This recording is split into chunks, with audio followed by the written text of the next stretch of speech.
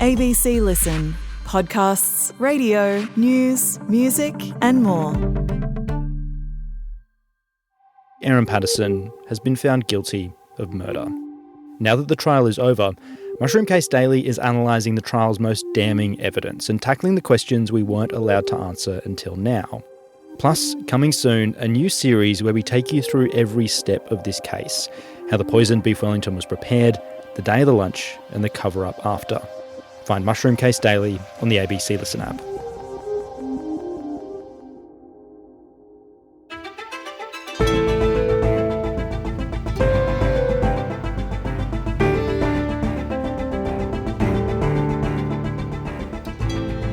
A decade ago, a Chinese company was given the green light to take control of a key Australian port, the Port of Darwin. Now, the Albanese government is scrambling to take it back in a move that the US has long encouraged, but China has warned against. Today, veteran defence analyst Alan Dupont on why the deal was allowed in the first place and the risks of letting it continue. I'm Sam Hawley on Gadigal land in Sydney. This is ABC News Daily.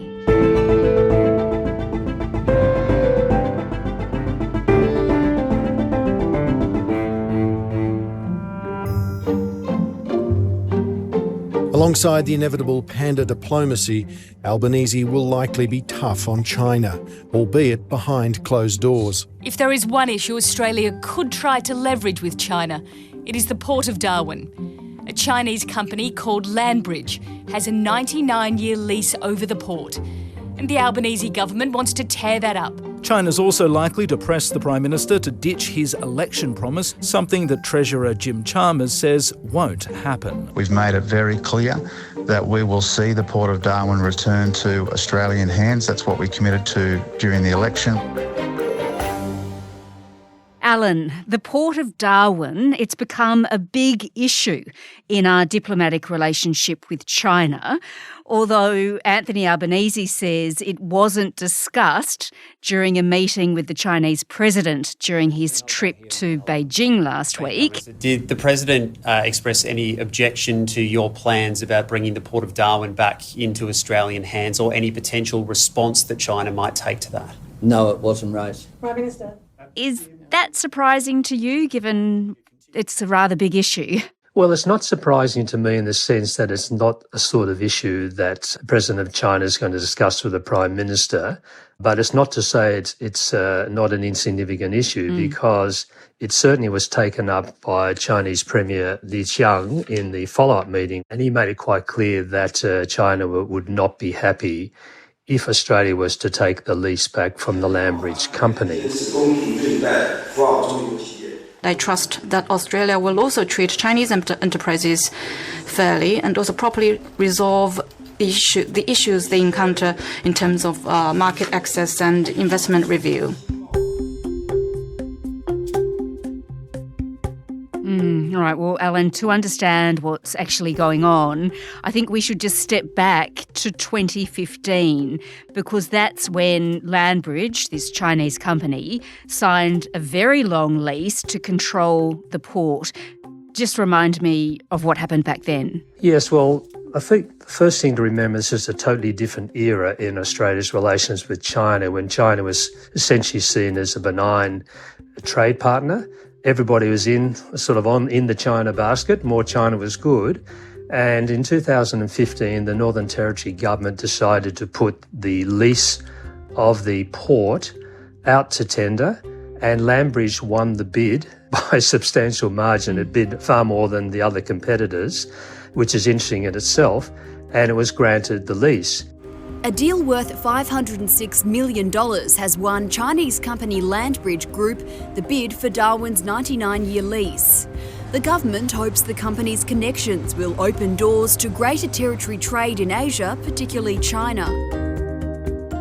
Now, when Adam Giles, who was the Northern Territory Chief Minister at the time who made the decision, was asked whether he had consulted with the Commonwealth Government, the federal government, he said, yes, we've run it past Defence. And they've given it a clean bill of health, which is actually correct. Defence as an agency signed off on that, and we're quite happy with the approval process on that. It didn't need formal approval. So he ran it past Defence. The Defence said no problems from a security point of view. And so the Northern Territory Government went ahead with it. And the reason they did that was because they wanted to have the money from the lease, from the successful tender, which is over $500 million, so that they could develop the harbour as the main gateway into Northern Australia. So it's quite an important economic sort of fillip, if you like, for the Northern Territory Government.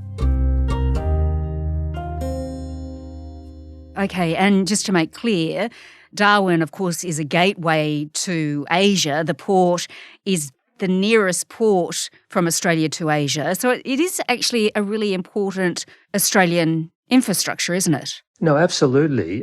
It was then and is now, even more so now. But you're absolutely right. It is the major port in Northern Australia. And unfortunately, at the time, it was pretty moribund. It just wasn't making money. So I think the Northern Territory Government saw an opportunity here to beef up the infrastructure, and they put some of the money into a ship lift, which was going to be an added attraction to the port, so they could lift large ships up and repair them. So that was another offering they could get out of the actual money from the lease. All right, so Landbridge, this Chinese company, it receives a 99-year lease. Just tell me, what sort of links does this company actually have to the Chinese government? Well, Landbridge is owned by a gentleman called Ye Cheng, who is a billionaire and has very direct and specific links to the Chinese government, as most businesses do in China. And the bottom line is that if the Chinese government wants Landbridge to do something, it will have to do it, have to comply, because that's spelled out in the national security law that governs all commercial businesses in China. Well, as you say, back then the federal government at the time did agree that this should go ahead, but there were people who were raising objections, including Anthony Albanese and the then President of the United States, Barack Obama. Yes, well, not everybody was happy with the decision even back then in 2015. The US President, Barack Obama, has told Mr Turnbull his country would have appreciated being consulted about the deal before it was announced. I know that Bill Shorten, who was the leader of the Labor Party at the time, did ask for details of why the decision had been made. We would like them to explain whether or not they've done all the foreign investment review processes. We want to hear from our security and defence experts. And I think the local Labor opposition in the Northern Territory did criticise the decision at the time. So it's fair to say that Labor generally weren't particularly happy or supportive of it, but I don't think they made too big a deal about it at the time. It's only later on that it's become a controversial issue.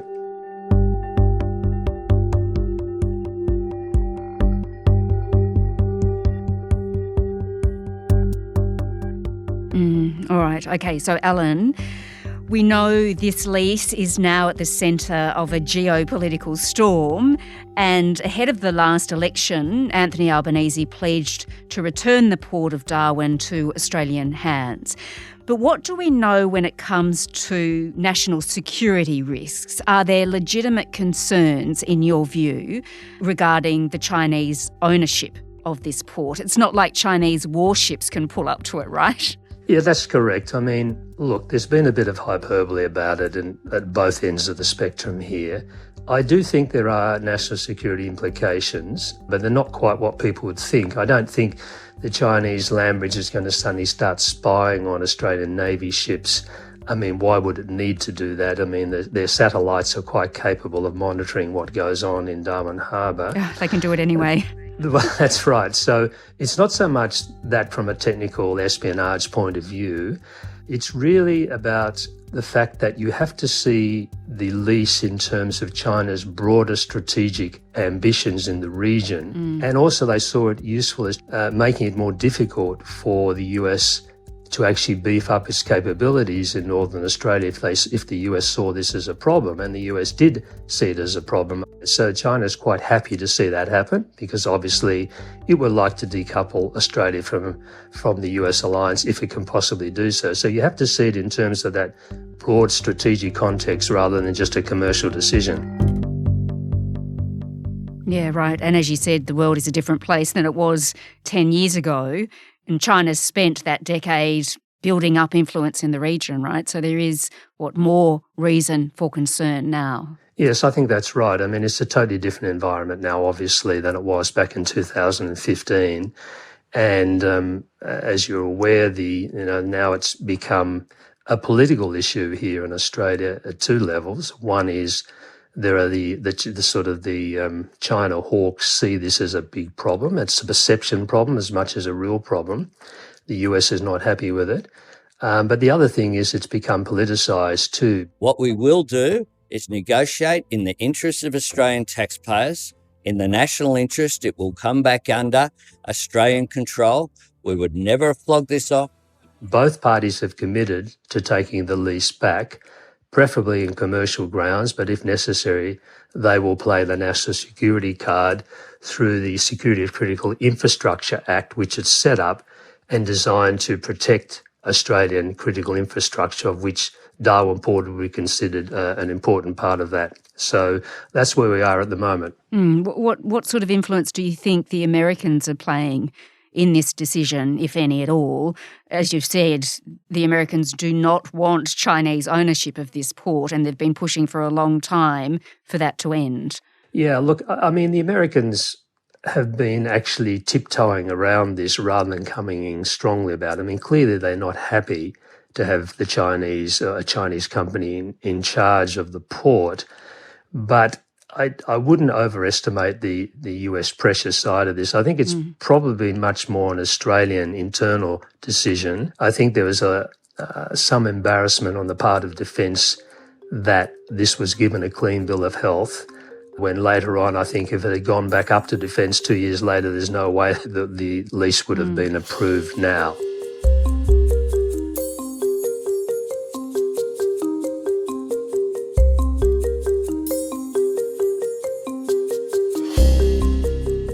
All right, well, of course, as we've mentioned, the Chinese are not happy about this at all. What has the company Landbridge actually had to say in response to this? So the Australian CEO of Landbridge, Terry O'Connor, I mean, he's a straight commercial guy, and he's saying, look, I'm just running a port here. What we've seen is the port continue to be used as a political football in an election cycle. We've seen a bit of hysteria around the fact that it's owned by a private Chinese individual. I call them myths and mistruths often being said around the port. One that continues to amuse me is the perception that we're somehow connected with the People's Liberation Army in China. We're not.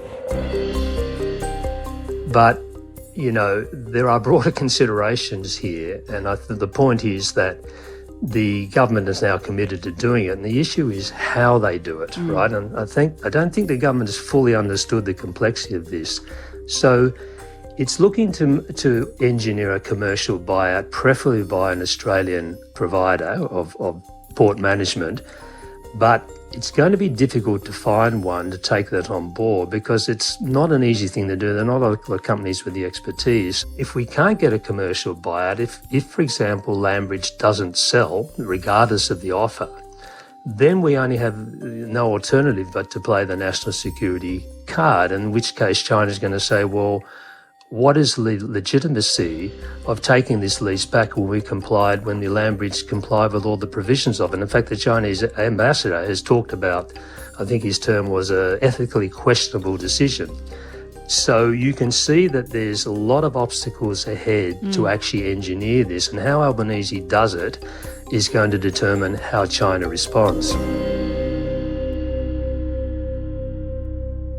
Yeah, okay, well, let's then look, Alan, at how China could actually respond to this. We know it's a volatile relationship. Regardless of the way it happens, will there be a backlash from China, do you think? Yeah, well, look, they could do a number of things. They could just make a pro forma protest and let it go through to the keeper, so to speak, in the interest of the broader relationship. Or if they really wanted to go to town, they could actually do something quite serious in terms of our trade relationship, for example.